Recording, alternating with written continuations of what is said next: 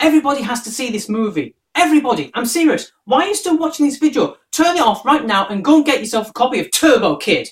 Is that enough for a review? I mean, it's obvious that I really like the film, otherwise I wouldn't be telling you to go watch it. I mean, it's not like I tell you to go and watch something that's really, really crap, just that you'd get your hopes up and end up crying because you fell under a weight of disappointment. Or would I? Actually, that does sound like something I would do, but not in this instance because this film is fucking awesome. The film I'm all excited about is called Turbo Kid, and it's a follow-up to that made-up TV show, Turbo Man, in the Arnold Schwarzenegger film Jingle All the Way. Okay, I admit I made that bit up, but I bet some of you were kind of intrigued at the thought, and to be honest, with the way the movie industry's going, what with all the reboots and remakes, you never know.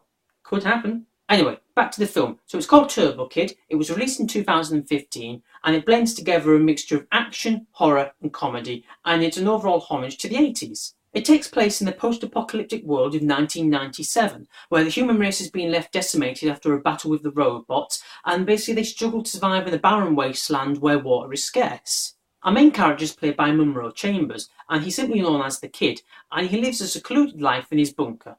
He then goes out every day looking for relics from the pre-war world, which he then uses to sell and trade for water, essentials, and anything related to his idol, the comic book superhero Turbo Man. Then one day he meets a Felicia Day wannabe called Apple, played by Lawrence LaBeouf, and today they team up to fight against evil Zeus, played by Michael Ironside, over control of the wasteland's water supply. The film was written and directed by the trio Francis Simard, Anouk Wissel and Johan Carl-Wissel. Apologies for saying any of their names wrong. And considering this is their first feature-length film, I can't wait to see what else they come up with in their careers. This entire film is based upon the short they made called Tears for Turbo, which they filmed as part of a competition to be featured in the very first ABCs of Death, and T for Turbo can actually be found in the special features on the Blu-ray and DVD. The cinematography throughout this film is crisp and clear, and the colours are fantastic, and they stand out especially well when compared to the barren wasteland and decrepit locations that they use throughout it. Now, I've already said that this film pays homage to the 80s, and that is no more apparent than when you listen to the soundtrack. My god, this film basically drenches your ears with 80s vibes, and it's fucking awesome. Well, the acting throughout the whole thing is pretty good, but I'm not going to go saying it's fantastic, because there were a few scenes here and there where it came across as being a bit cheesy. But then again, that kind of fits in with the tone the film was going for. And when I was watching it, I got a real sense that every actor in it enjoyed themselves. And it's no more apparent than when you're watching Michael Ironside really ham it up as the evil Zeus. I mean, he looks like he's having a blast. Another good thing about this movie is that the effects in this are mainly practical, and man, do they look good. There are some really creative deaths throughout this film, and the gore is delivered by the 10-gallon bucket full. And if you get the Blu-ray version like I do, it even comes with a little warning telling you that it's got added gore. Bearing that in mind, the blood in this film is delivered for comedic effect, kind of along the lines of Kill Bill and the Evil Dead films. But again, for the tone the film was going for, it totally works. The best way to describe this film has already been done, so I'm not going to bother. All you need to do is look at the box. It says Mad Max on a BMX. Close your eyes, picture that in your head. Like what you see?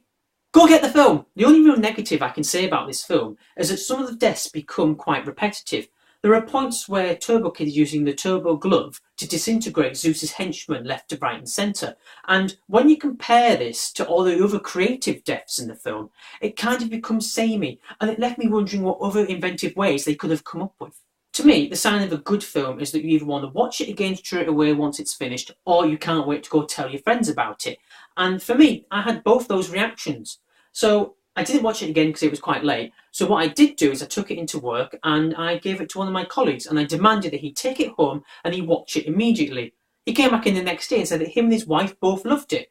So now I plan to watch it again and then force it upon my other friends. Now, with this being my first film review, I'm trying to decide how I rate them. I mean, do I go for a scale of 5 or do I go for a scale of 10?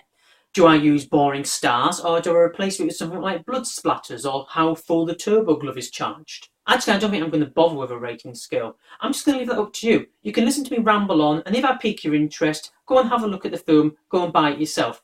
That said, I'll put a link to a trailer for Turbo Kid in the description down below. Right, so my final thoughts on the film, the negative points. The turbo glove becomes way too repetitive. I would have loved to have seen some more creative deaths from them. And Can you include the fact that it was over too soon? I'm pretty sure that counts as negative. On the positive side, it's got a great soundtrack, it has some cool effects, it had several moments where I literally had to pause the DVD because I couldn't stop laughing, and Memorial Chambers doesn't look half bad in a tight red leather suit. Anyway, that's all I've really got to say about Turbo Kid, but if you've seen it, feel free to tell me what you thought of it in the comments section below. Did you love it? Did you hate it? Can you think of any other films that are kind of like it that I should check out? Thanks for watching.